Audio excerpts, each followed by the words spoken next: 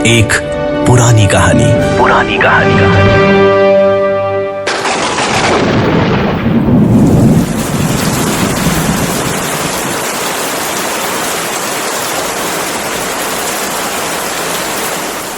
अब सुनिए एक पुरानी कहानी में उर्दू साहित्य के जाने माने अफसाना निगार सादत हसन मंटो का अफसाना बारिश, जिसे प्रोड्यूस किया है अंकित शर्मा ने और आवाज है आरजे साइमा की।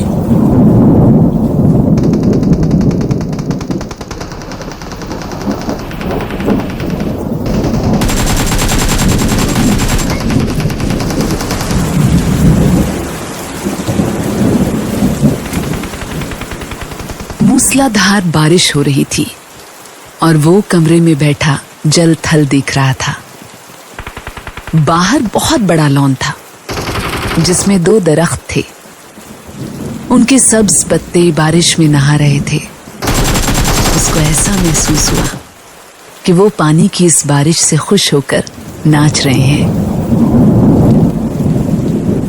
उधर टेलीफोन का एक खंबा गड़ा था उसके फ्लैट के ऐन सामने। वो भी खुश नजर आता था, हालांकि उसकी खुशी की कोई वजह मालूम नहीं होती थी। उस बेजान चीज को भला क्या खुशी हो सकती है। लेकिन तनवीर ने, जो बहुत गमगीन था, यही महसूस किया कि उसके आसपास जो भी चीज है खुशी में नाच गा रही है। सावन गुजर चुका था मगर बारिश नहीं हुई थी। लोगों ने मस्जिदों में इकट्ठे होकर दुआएं मांगी मगर कोई नतीजा नहीं निकला। बादल आते जाते रहे मगर उनके थनों से एक कतरा भी न टपका। आखिर एक दिन काले काले बादल आसमान पर घिर आए और छाजों पानी बरसने लगा। तनवीर को बादलों और बारिश से कोई दिलचस्पी नहीं थी। उसकी जिंदगी चटियल मैदान बन चुकी थी जिसके मुंह में पानी का एक कतरा भी किसी ने न टपकाया हो। 2 साल पहले उसने एक लड़की से, जिसका नाम सुरैया था, मोहब्बत शुरू की थी मगर वो एक तरफा मोहब्बत थी। सुरैया ने उसे ध्यान देने लायक ही न समझा। सावन के दिन थे, बारिश हो रही थी। वो अपनी कोठी से बाहर निकला, लंगोट पहनकर नहाया और बारिश के मजे लिए। आम बाल्टी में पड़े थे। वो अकेला बैठा उन्हें चूस रहा था कि अचानक उसे चीखें और कहकहे सुनाई दिए। उसने देखा कि साथ वाली कोठी के लॉन में 2 लड़कियां बारिश में नहा रही हैं और खुशी में शोर मचा रही हैं। उसकी कोठी और साथ वाली कोठी के दरमियान सिर्फ झाड़ियों की एक दीवार लगी थी। तनवीर उठा, आम का रस चूसते हुए वो बाड़े के पास गया और गौर से उन दोनों लड़कियों को देखा। दोनों महीन मलमल के कुर्ते पहने थी जो उनके बदन के साथ चिपके हुए थे। शलवारें चूंकि लट्ठे की थी इसलिए तनवीर को उनके बदन के निचले हिस्से के सही आकार प्रकार का पता न चल सका। उसने पहले किसी औरत को ऐसी नजरों से कभी नहीं देखा था जैसा कि उस रोज जबकि बारिश हो रही थी उसने उन दोनों लड़कियों को देखा। देर तक वो उनको देखता रहा जो बारिश में भीग भीग कर खुशी की आवाजें बुलंद कर रही थीं। तनवीर ने उनको पहले कभी नहीं देखा था, इसलिए कि वो मिजाज से कुछ इस किस्म का लड़का था कि वो किसी लड़की को बुरी नजरों से देखना गुनाह समझता था। मगर उस दिन उसने बड़ी ललचाई निगाहों से उनको देखा ही नहीं बल्कि उनके गीले बदन में अंगार बनकर हैंडपंप की तरह छेद करता रहा। तनवीर की उम्र उस वक्त 20 साल के करीब होगी। ना तजुर्बेकार था। जिंदगी में उसने पहली बार जवान लड़कियों के शबाब को गीली मलमल में लिपटे देखा तो उसे ये महसूस हुआ कि उसके खून में चिंगारियां दौड़ रही हैं। उसने उन दोनों लड़कियों में से एक को चुनना चाहा देर तक वो गौर करता रहा। एक लड़की बड़ी चंचल थी, दूसरी उससे कम। उसने सोचा चंचल अच्छी रहेगी, जो उसे भी चंचल बना दे। ये चंचल लड़की खूबसूरत थी। उसके शरीर के अंग भी बहुत खूबसूरत और मुनासिब थे। बारिश में नहाती जलपरी मालूम होती थी। थोड़ी देर के लिए तनवीर शायर बन गया। उसने कभी इस तरह नहीं सोचा था। लेकिन उस लड़की ने, जिसका कुर्ता दूसरे के मुकाबले बहुत ज्यादा महीन था, उसको ऐसे ऐसे शेर याद करा दिए जिनको वो काफी वक्त पहले भूल चुका था। इसके अलावा रेडियो पर सुने फिल्मी गानों की धुनें भी उसके कानों में गूंजने लगी। उसने बाड़े के पीछे ये महसूस करना शुरू किया कि वो अशोक कुमार है, दिलीप कुमार है। फिर उसे कामिनी कौशल और नलिनी जयवंत का ख्याल आया।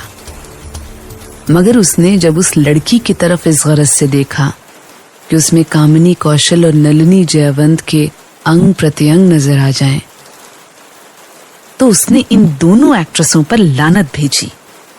वो उनसे कहीं ज्यादा हसीन थी। उसके मलमल के कुर्ते में जो शबाब था, उसका मुकाबला उसने सोचा कोई भी नहीं कर सकता। तनवीर ने आम चूसने बंद कर दिए और उस लड़की से, जिसका नाम परवीन था, इश्क लड़ाना शुरू कर दिया। शुरू में उसे बड़ी मुश्किलें पेश आई, इसलिए कि उस लड़की तक पहुंचना तनवीर को आसान नहीं मालूम होता था। फिर उसे अपने माँ बाप का भी डर था।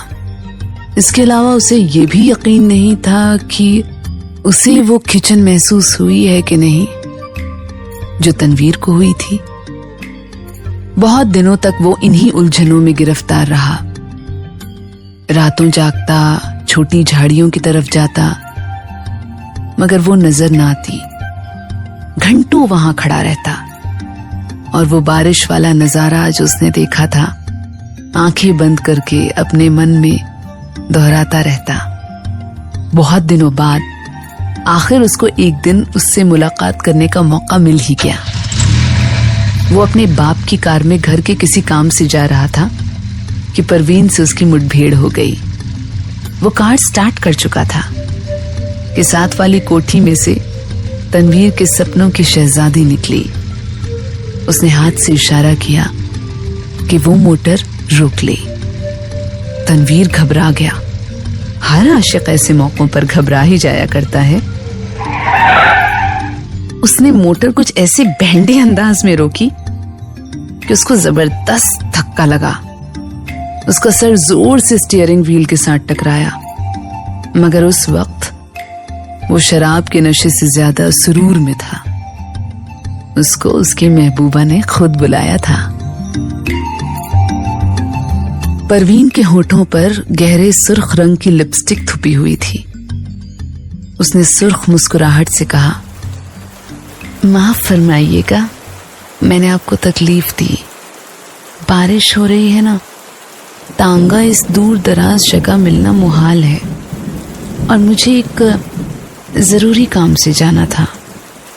आप मेरे पड़ोसी हैं, इसलिए आपको ये तकलीफ दी। तकलीफ का क्या सवाल पैदा होता है? मैं तो उसकी जबान लड़खड़ाई। आपसे पहले मिला नहीं हूं, लेकिन आपको एक बार देखा था। परवीन अपनी सुर्ख मुस्कुराहटों के साथ कार में बैठ गई और तनवीर से पूछा, आपने मुझे कब देखा था? आपकी कोठी के लॉन में, जब आप और आपके साथ एक और लड़की बारिश में नहा रही थी। हाय, आप देख रहे थे? ये गुस्ताखी मैंने जरूर की है, इसके लिए माफी चाहता हूँ। आपने देखा क्या था? एक सवाल ऐसा था कि तनवीर उसका जवाब नहीं दे सकता था। आएं बाएं साएं करके रह गया। जी कुछ नहीं, बस आपको, मेरा मतलब है 2 लड़कियां जो बारिश में नहा रही थी और खुश हो रही थी, मैं उस वक्त आम चूस रहा था। आप आम चूसते क्यों हैं? काट कर क्यों नहीं खाते? तनवीर ने मोटर स्टार्ट की। उसकी समझ में ना आया कि इस सवाल का जवाब क्या दे। चुनांचे वो गोल कर गया। आपको मैं कहाँ ड्रॉप कर दूं? आप मुझे कहीं भी ड्रॉप कर दें, वही मेरी मंजिल होगी। तनवीर ने यूं महसूस किया कि उसे अपनी मंजिल मिल गई है।